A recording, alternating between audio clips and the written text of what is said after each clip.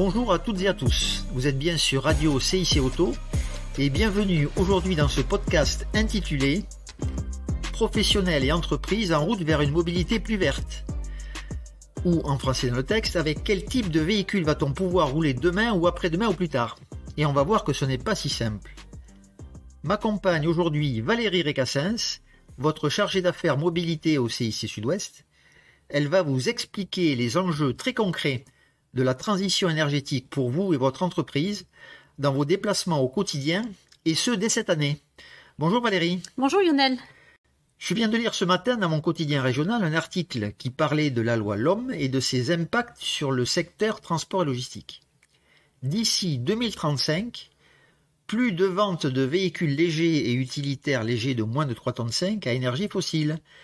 Et pour les véhicules de plus de 3,5 tonnes, un objectif maximal de 18% du parc pour les motorisations à faible émission. Alors première question Valérie, pour bien comprendre, quelques mots sur cette loi LOM. LOM signifie Loi d'orientation des mobilités.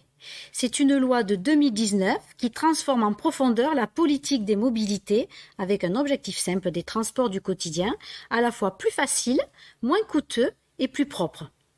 Son but est d'accélérer la transition énergétique en améliorant la mobilité par l'utilisation de véhicules plus respectueux de l'environnement. Qui est concerné par cette loi LOM ? Eh bien Lionel, cela concerne toutes les entreprises du privé et du public de plus de 50 collaborateurs sur un même site. Et elles ont obligation de mettre en place plusieurs choses. J'en citerai 3 principales. La première, à savoir un plan de mobilité employeur, qui consiste à faire un diagnostic puis de présenter un plan d'action. La seconde, un forfait mobilité durable, qui consiste à proposer une aide financière aux employés pour leur trajet domicile-travail. Et enfin, un respect de quotas de véhicules verts dans leur flotte de plus de 100 véhicules inférieurs ou égal à 3,5 tonnes. Un texte a défini ce que devait être un véhicule vert ou à faible émission. C'est un véhicule particulier ou camionnette dont les émissions ne dépassent pas 50 grammes de CO2 par kilomètre. Cela concerne donc les véhicules électriques et les hybrides rechargeables. Ces quotas seront progressifs, avec un calendrier imposé. 10% de véhicules verts pour 2022, 20% pour 2024, pour atteindre 70% en 2030 et 100% en 2040. À noter qu'à ce jour, mais cela peut changer du jour au lendemain bien évidemment, il n'existe pas de sanction pour le non-respect de cette règle. Alors quand on parle mobilité, on entend parler de plus en plus d'un terme barbare, les ZFE. Alors Valérie, qu'est-ce qu'une ZFE et quels sont les impacts très concrets sur notre quotidien aujourd'hui et dans les années à venir? La loi LOM instaure également la création de ZFE. Les ZFE, donc zones à faible émission de CO2, ont été créées pour réduire la pollution atmosphérique dans les zones de plus de 150 000 habitants, et uniquement dans ces zones. Il faut protéger les habitants en réduisant drastiquement la pollution de l'air. On va donc s'attaquer aux véhicules polluants. Et pour cela, on va limiter la circulation des véhicules les plus polluants selon leur vignette critères. Et tout le monde est concerné, professionnels, entreprises, comme les particuliers. Un petit rappel Valérie sur la vignette critères. Eh bien, la vignette critères désigne la classification de votre véhicule en fonction de sa date de mise en circulation ou normes Euro. À vous de la demander sur le site du ministère de la Transition écologique. Certificat-du-6 rair.gouv.fr en minuscule. Ça vous coûtera moins de 5 € et attention aux arnaques sur ces sites-là qui peuvent être frauduleuses. Il faudra la poser ensuite sur votre pare-brise car elle est obligatoire dans les zones ZFE. Et combien de catégories de vignettes sont en cours aujourd'hui en France? Aujourd'hui, il existe 6 catégories, allant de la plus vertueuse, la vignette verte, qui concerne les véhicules électriques, à la vignette noire, la catégorie 5, la plus polluante. Ce sont les communes qui fixent les périodes où la circulation est restreinte. Les types de véhicules concernés, voitures, motos, véhicules utilitaires, poids lourds, etc. ainsi que le niveau critère minimum pour pouvoir circuler. Combien y a-t-il de ZFE à ce jour en France et dans notre région? Aujourd'hui, il en existe une dizaine en France. L'objectif en 2025 sera de 45 ZFE au sein des agglomérations de plus de 150 000 habitants. Actuellement, dans notre grand quart sud-ouest, nous avons 2 ZFE, Toulouse, lancé depuis mars 2022, et Montpellier depuis le 1er juillet 2022. Et dans les 3 ans, 4 autres ZFE seront créés, à savoir Bordeaux, Bayonne, Pau et Perpignan. Quels sont les impacts pour nos clients professionnels et entreprises dans ces zones ? Chaque année, il va y avoir des contraintes de circulation dans ces agglomérations. Par exemple, sur la ZFE de Toulouse, au 1er janvier 2023, ne pourront circuler que les véhicules avec vignette verte 1, 2 et 3. Au 1er janvier 2024, seulement les vignettes vertes 1 et 2.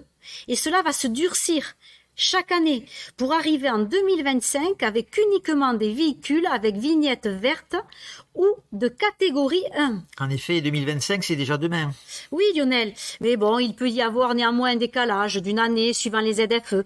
C'est le cas de Montpellier par rapport à Toulouse. Et qui dit contrainte dit amende ? Oui, les amendes annoncées seront également lourdes. 68 € pour tout véhicule léger, véhicule utilitaire, moto, auto, et cela peut aller jusqu'à 135 € pour les poids lourds. En effet. Toutefois, tous nos clients ne circulent pas au quotidien dans les ZFE. Qu'en est-il pour eux ? Bien, pour eux, moins de contraintes. Mais ils peuvent eux aussi entrer dans une démarche plus vertueuse en termes de pollution et renouveler leur véhicule pour moins polluer. Mais attention, lors des déplacements dans ces ZFE, ils seront soumis également à cette fameuse vignette critère. Sinon, amende.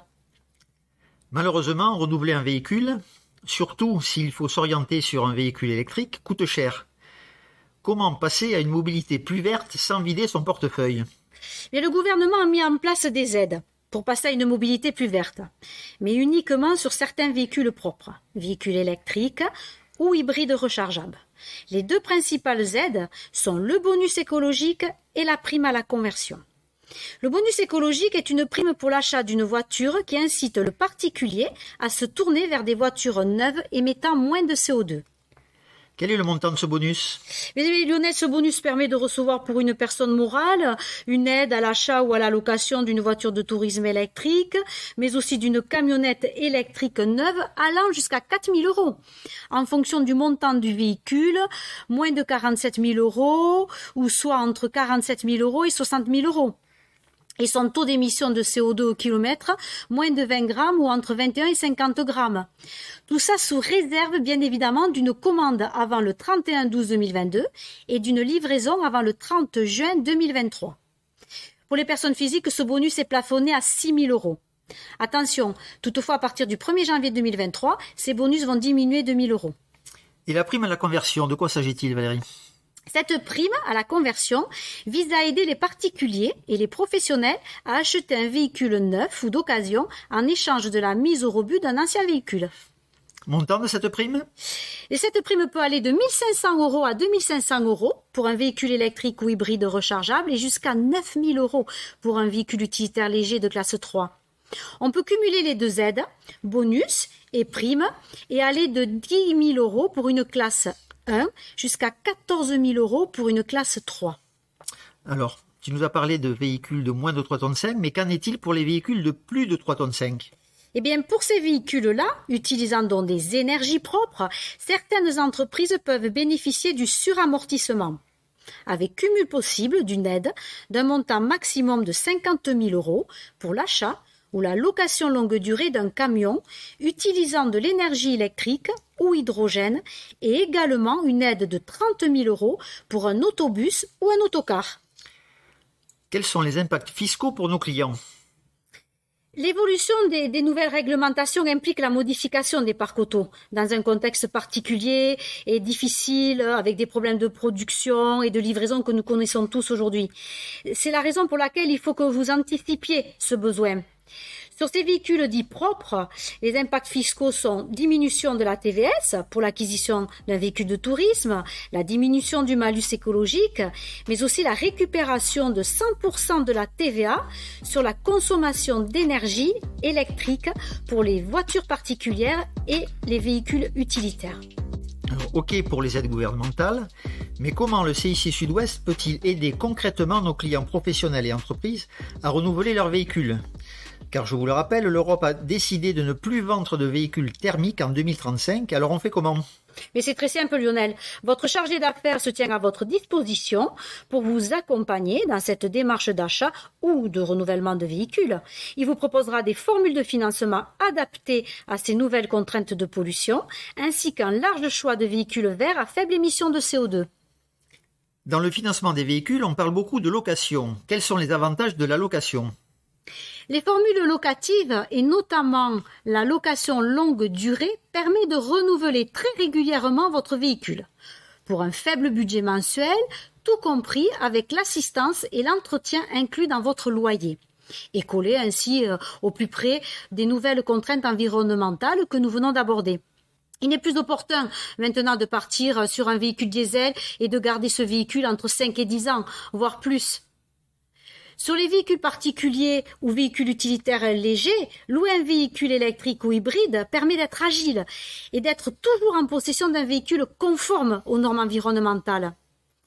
À la fin de votre contrat de location longue durée, vous restituerez le véhicule sans souci de revente pour repartir sur un autre véhicule de meilleure technologie, peu polluant et toujours à faible coût.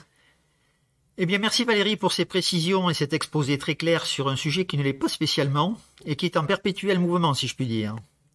La question de la mobilité, et plus particulièrement de la mobilité verte, est plus que jamais d'actualité. Elle s'inscrit dans la démarche de transition énergétique que notre groupe Crédit Mutuel Alliance Fédérale soutient au quotidien, groupe responsable qui s'est inscrit dans un engagement fort qu'est le dispositif d'une entreprise à mission. C'est un grand défi qui est devant chacune et chacun d'entre nous, et nous sommes à vos côtés pour vous accompagner et répondre à vos besoins. Le changement, c'est maintenant. Merci de votre attention et de votre écoute.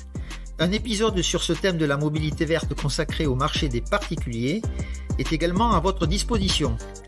Et à très bientôt sur Radio CIC Auto.